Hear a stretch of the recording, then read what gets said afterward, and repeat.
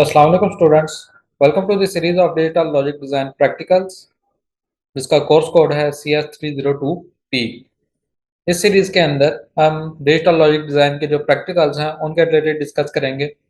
इससे पहले भी मैंने एक सीरीज़ बनाई हुई है जो कि डिजिटल लॉजिक डिज़ाइन की थ्योरी के रिलेटेड है। अगर आपने वो सीरीज़ नहीं देखी हुई तो ऊपर उसका लिंक आ रहा है, आप इस लिंक पर क्लिक करके वो सीरीज़ भी देख सकते हैं। मैंने कोशिश की है कि काफ़ी आसान अल्फाज के अंदर मैं उस सीरीज़ को बनाऊँ ताकि आप लोगों के लिए ये सब्जेक्ट समझने में आसानी हो। तो digital logic and design CS302P series का आज फर्स्ट लेक्चर है और इस फर्स्ट लेक्चर के अंदर हम इसका इंट्रोडक्शन देखेंगे।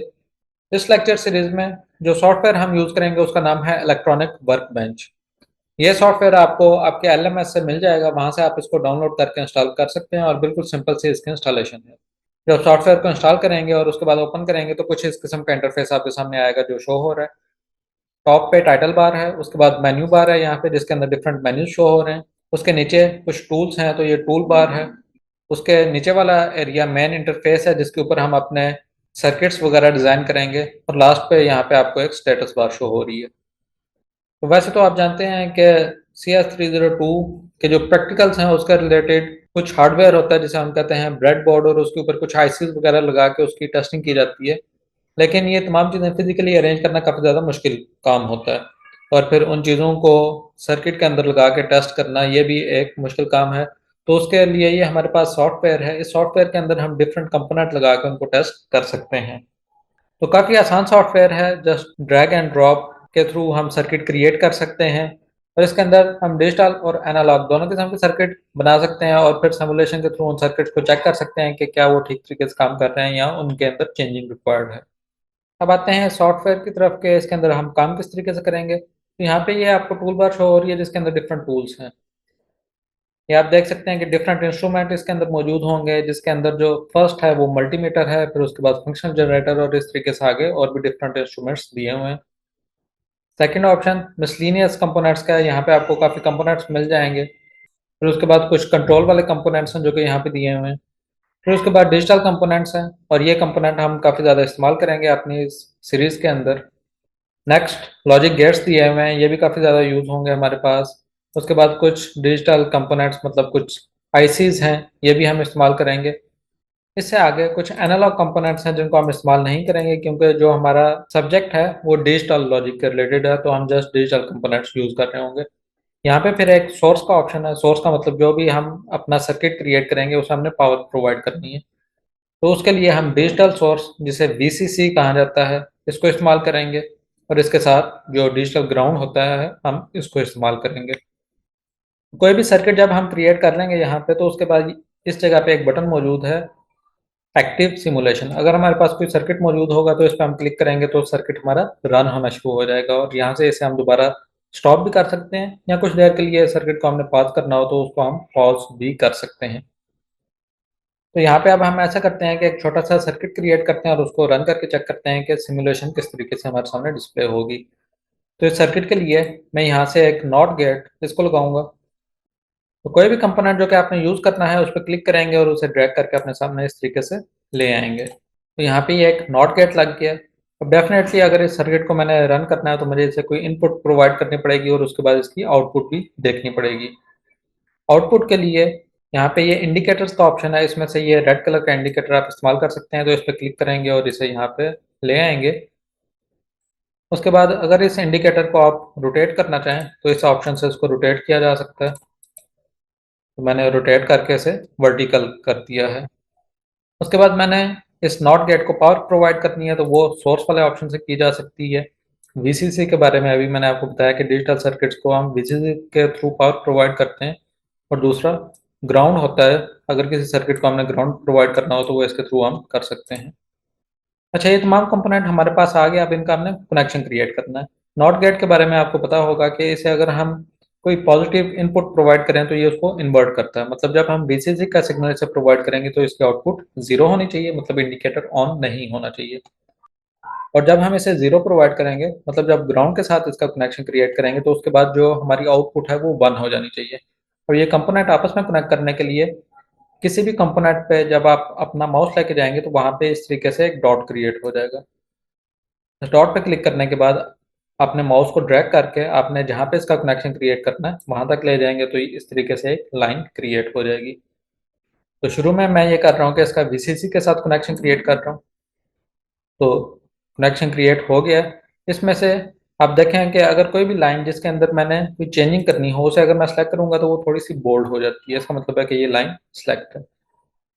इसको अगर आपने चेंज करना हो तो आप पकड़ के इसको ऊपर या नीचे या लेफ्ट राइट आप किसी भी तरीके से इसको रूट कर सकते हैं। तो ये थोड़ी सी मैंने रूटिंग कर दी है। नॉर्मली रूटिंग तब यूज़ होती है जब कोई ऐसा सर्किट हो जिसके अंदर बहुत ज़्यादा लाइन मौजूद हो, तो उनको क्लियर रखने के लिए हम उनके डिफरेंट पाथ्स उन्हें प्रोवाइड कर देते हैं। और इसी तरीके अगर मैं किसी कंपोनेंट को सिलेक्ट करता हूँ तो वो कंपोनेंट रेड कलर का हो जाएगा। रेड होने का मतलब ये है कि वो कंपोनेंट सेलेक्ट है। और अगर एक से ज़्यादा कंपोनेंट सेलेक्ट करने हो तो कंट्रोल का बटन दबा के आप किसी दूसरे कंपोनेंट पे क्लिक कर सकते हैं, एक से ज़्यादा कंपोनेंट सेलेक्ट हो जाएंगे। और अगर आपने इन सिलेक्टेड कंपोनेंट में से किसी कंपोनेंट की सिलेक्शन को खत्म करनी है तो कंट्रोल को क्लिक करके दोबारा उस कंपोनेंट पे क्लिक कर दें तो उसकी सिलेक्शन खत्म हो जाएगी। या फिर अगर आपने तमाम सर्किट को सिलेक्ट करना है तो माउस का लेफ्ट क्लिक प्रेस करके ड्रैग करेंगे तो तमाम सर्किट सेलेक्ट हो जाएगा। इसके बाद अगर आपने किसी कंपोनेंट को यहाँ से रिमूव करना है तो कीबोर्ड से आप डिलीट का बटन प्रेस कर सकते हैं। ये आपसे पूछेगा कि क्या आप वाकई डिलीट करना चाहते हैं। यस करेंगे तो डिलीट हो जाएगा, नो करेंगे तो डिलीट नहीं होगा। इसी तरीके से अगर किसी एक सिंगल कंपोनेंट पे आप राइट क्लिक करेंगे तो उसके रिलेटेड भी यहाँ पे डिफरेंट ऑप्शन आ जाते हैं। इसके अंदर रोटेट का ऑप्शन है, फ्लिप का ऑप्शन है, कट कॉपी पेस्ट और डिलीट का ऑप्शन है। इस तरीके से कंपोनेंट प्रॉपर्टीज का भी एक ऑप्शन है। तो जब आप प्रॉपर्टीज पर क्लिक करेंगे तो आपके सामने इस तरह के डिफरेंट ऑप्शंस आ जाएंगे। ये डिपेंड करता है कि आपने कौन सा कंपोनेंट सेलेक्ट किया हुआ है, उसके अकॉर्डिंग आपके पास प्रॉपर्टीज शो हो रही होंगी। जिस तरीके से आपके सामने वीसीसी है, अगर इस पर मैं डबल क्लिक करूं या फिर वही बात कि अगर मैं राइट क्लिक करके प्रॉपर्टीज पर क्लिक करूं तो मेरे पास ये ऑप्शन आ जाएगा। और इसको मैं कोई लेबल अलॉट करना चाहूँ तो मैं लेबल भी अलॉट कर सकता हूँ। फॉर एग्जांपल मैं यहाँ पे लिख देता हूँ पावर और ओके कर देता हूँ तो इसके ऊपर आप देखें कि पावर लिखा आएगा। और यहाँ से आप ये चीज़ें भी सिलेक्ट कर सकते हैं कि लेवल शो हो, मॉडल उसका शो हो और उसका रेफरेंस आईडी अगर कोई है वो आप शो करवाना चाहते हैं तो वो आप करवा सकते हैं। इसमें से कोई चीज़ खत्म करना चाहें तो वो आप खत्म कर सकते हैं। तो ये ऑप्शन हम यूज़ करते रहेंगे जब डिफरेंट कंपोनेंट्स हम इस्तेमाल करेंगे नेक्स्ट वाले लेक्चर्स में, तो उसके डिफरेंट ऑप्शन हम इस्तेमाल करेंगे और उसकी पावर को हम चेंज करना चाहें तो वो पावर भी चेंज हो जाती है। अब इस सर्किट को अगर मैंने रन करना हो तो यहाँ से मैं इस सर्किट को रन कर दूंगा, लेकिन आप देखेंगे कि मेरे पास आउटपुट नहीं आएगी क्योंकि इनपुट पे मैंने वोल्टेज प्रोवाइड किया है। वोल्टेज का मतलब है कि इनपुट पे 1 प्रोवाइड किया तो इसका आउटपुट 0 होगी। इसी सर्किट को अगर मैं स्टॉप करूँ, इस वाले कनेक्शन को मैं कीबोर्ड से डिलीट का बटन प्रेस करके डिलीट कर दूंगा और जो ग्राउंड है उसके साथ मैं इस नॉट गेट का कनेक्शन बना के उसके बाद अगर मैं सर्किट को रन करता हूँ तो आप देखें कि इंडिकेटर ऑन हो गया। इसका मतलब है इस नॉट गेट के इनपुट पे जब मैंने 0 प्रोवाइड किया तो इसकी आउटपुट 1 हो गई है। इसी तरीके से हम ये भी कर सकते हैं कि मेरे पास एक नॉट गेट मौजूद है, यहाँ पे मैं एक और नॉट गेट लगाना चाहता हूँ तो इस नॉट गेट को मैं सेलेक्ट करके कॉपी कर लूँगा या फिर मैं इस ऑप्शन से भी ड्रैग करके पेस्ट कर सकता हूँ। मैंने कॉपी किया है तो अब इस जगह पे मेरे पास पेस्ट का ऑप्शन आ गया। इसे उठा के अगर मैं इस जगह पे लगा दूंगा तो ये लाइन के अंदर अटैच हो जाएगा। मतलब कोई भी कंपोनेंट है उसे आप ड्रैग करके इस लाइन के ऊपर लेके आएंगे तो वो ऑटो पे उसका कनेक्शन क्रिएट हो जाता है। तो अब अगर देखें तो यहाँ पे मैंने 0 वोल्टेज प्रोवाइड किया फर्स्ट नॉट गेट के बाद इसकी आउटपुट 1 हो जाएगी। उसके बाद सेकेंड नॉट गेट के बाद इसका आउटपुट दोबारा से 0 हो जाएगी।